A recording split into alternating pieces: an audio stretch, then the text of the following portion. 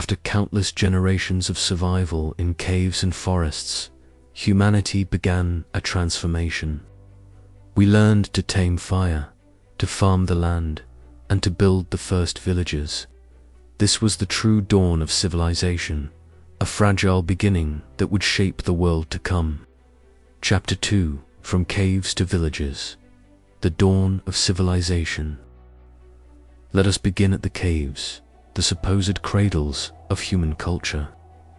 In places like Lascaux in France, or Chauvet and Altamira in Spain, paintings more than 30,000 years old still glow with astonishing artistry. Herds of bison, horses, and deer painted with perspective, shading, even motion. These were not the crude doodles of primitive people. These were works of imagination, storytelling, and symbolic thought. The human mind was already advanced, capable of abstraction, beauty, and memory. Some researchers believe these cave paintings were more than art. They may have been calendars, star maps, even sacred rituals meant to preserve knowledge. If this is true, then the very first humans we call primitive may have carried within them the seeds of civilization. Then came the shift, the end of the Ice Age, around 12,000 years ago. The earth warmed, glaciers retreated, and rising seas swallowed coastlines. It was during this time that humans began to settle. Villages appeared near rivers and fertile lands. Crops were cultivated, animals were tamed, and for the first time, communities could grow beyond the size of a wandering tribe. Mainstream archaeology teaches us that this transition was gradual, that over thousands of years, necessity gave birth to invention. Clay pots for storage, weaving for clothing, grinding stones for flour.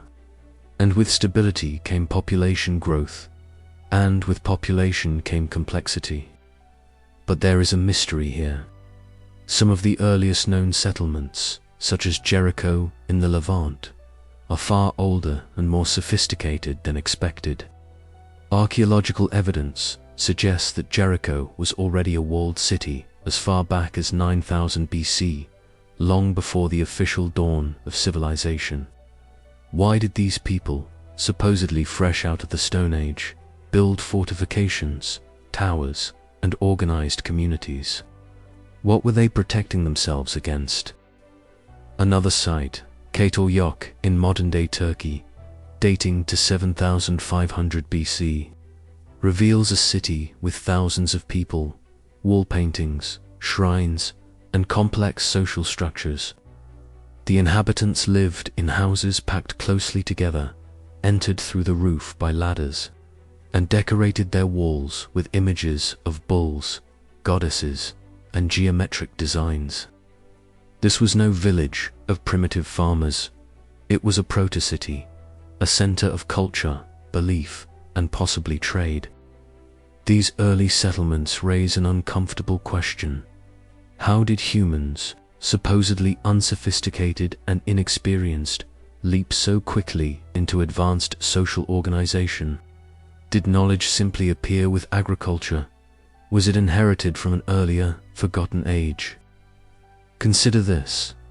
The sudden shift to farming and permanent settlements around 10,000 BC coincides almost exactly with the end of the Ice Age, a time of massive environmental upheaval. Was this just coincidence? Or did survivors of a previous civilization pass down knowledge of farming, construction, and social organization to the so-called primitive tribes who rebuilt the world? Mainstream archaeology says no. It insists that progress was slow, step by step. Yet the evidence at Jericho and Çatalhöyük challenges this narrative. These places appear not as the beginning of a long climb from ignorance, but as the echoes of something already lost. And what of the myths? Across the world, stories tell of a time when the gods or wise ancestors taught humans how to farm, how to build, how to live. In Mesopotamia, the Apkallusamide, vine beings, were said to have given the arts of civilization. In Mesoamerica, the god Quetzalcoatl was remembered as the bringer of agriculture and knowledge. Even in ancient Greece, the Titan Prometheus gave humanity the gift of fire. Are these simply myths?